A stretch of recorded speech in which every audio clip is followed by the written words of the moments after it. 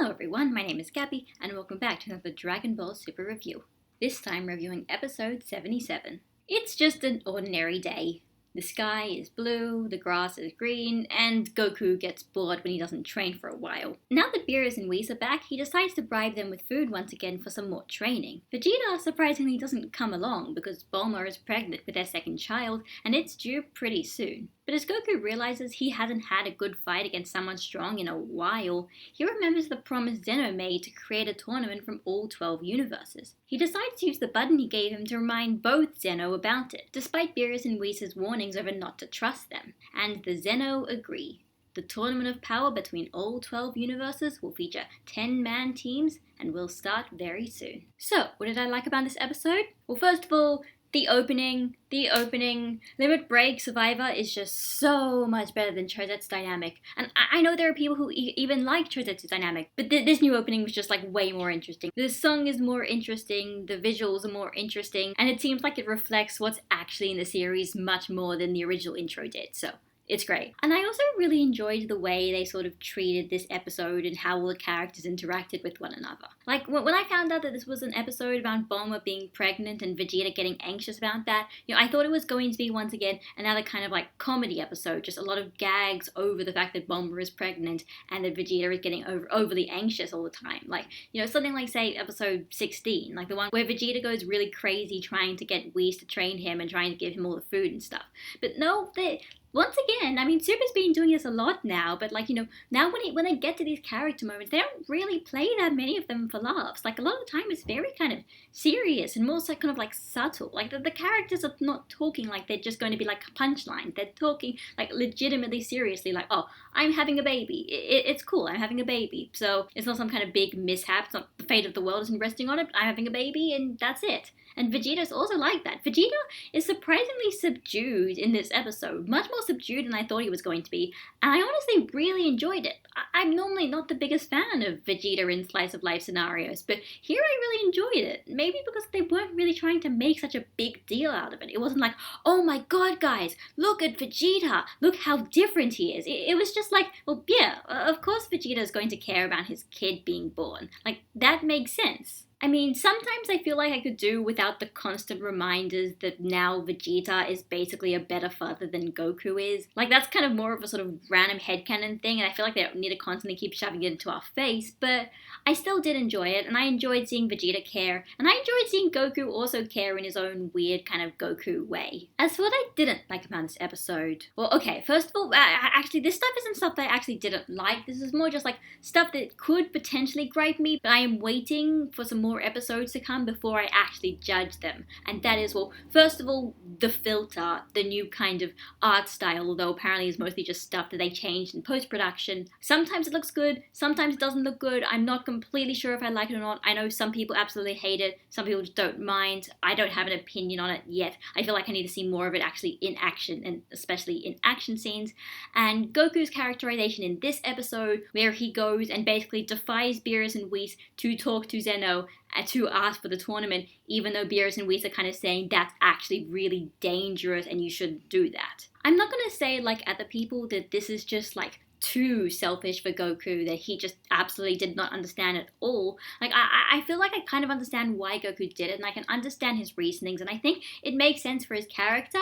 I think the thing that I am very curious about, though, is just, like, the fact that Beerus is almost saying that Goku is almost too dangerous at this point if he's just too naive and trusting. Like, the fact is this episode was very much kind of saying that Goku trusting Zeno was kind of probably a bad thing, and the fact is, stuff that we know about what's going to happen later on, we kind of know that there are going to be consequences to Goku's actions, and if Goku realizes the consequences of his actions and actually realizes his mistakes, I think this isn't really an issue. I'm just waiting to see at this point. The only thing I legitimately didn't like in this episode was the fact that they really definitely are keeping this new kind of subplot where Goten wants to train with Goku and Goten wants to fight, but Chi-Chi won't let him because Chi-Chi wants him to study. Oh, where have I heard that before? I'm like, I understand that Goten is a different character to Gohan and it's not exactly the same, that Goten maybe might not actually want to study at all, but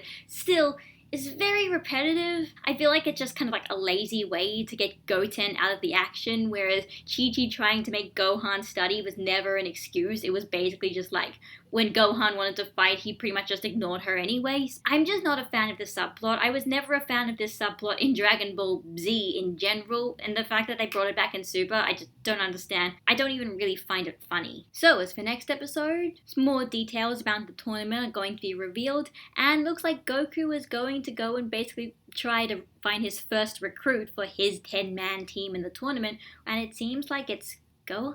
I've got to admit, I am very, very interested in what they're going to do in this episode.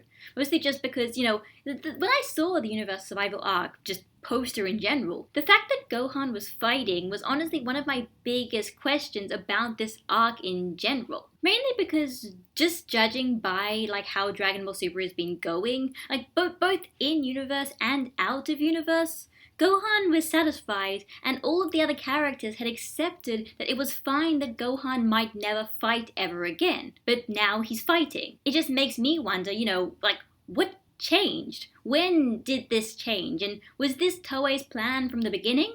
Next episode, hopefully they're going to tell us, and that will be very interesting. Also very interested to see how Goku is going to react to some of those more revelations. So that was Dragon Ball Super episode 77. It was a rather unusual episode to open up a new arc, in that we kind of had the start of an arc and slice of life basically happening simultaneously, and I kind of enjoyed both of them on their own, and I honestly did also enjoy how both of them kind of integrated together, but a lot of the setup almost just feels like maybe kind of justifications as to why some of these characters aren't going to be as important, at least in this first section of the story, as you'd expect them to be. But it's definitely leaving a lot of questions open, and it's also hinting at a whole bunch of maybe kind of character arcs, character development that other characters might get during this arc, and that would be interesting. If they actually did stuff with their characters, that would be very interesting, so I hope they actually follow through with it. I've actually got no idea when the actual fights are going to start, considering that, there are a lot of characters that Goku has to essentially recruit, and I do wonder how long it's going to take for that to happen.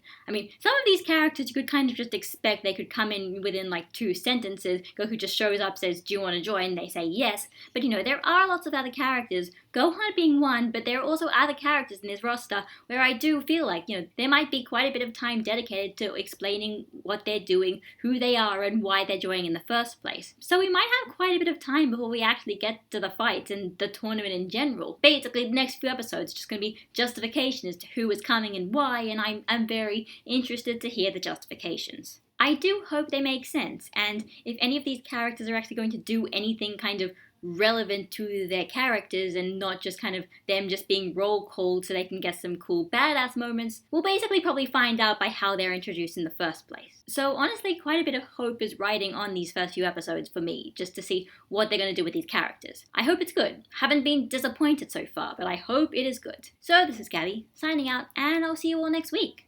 Bye guys!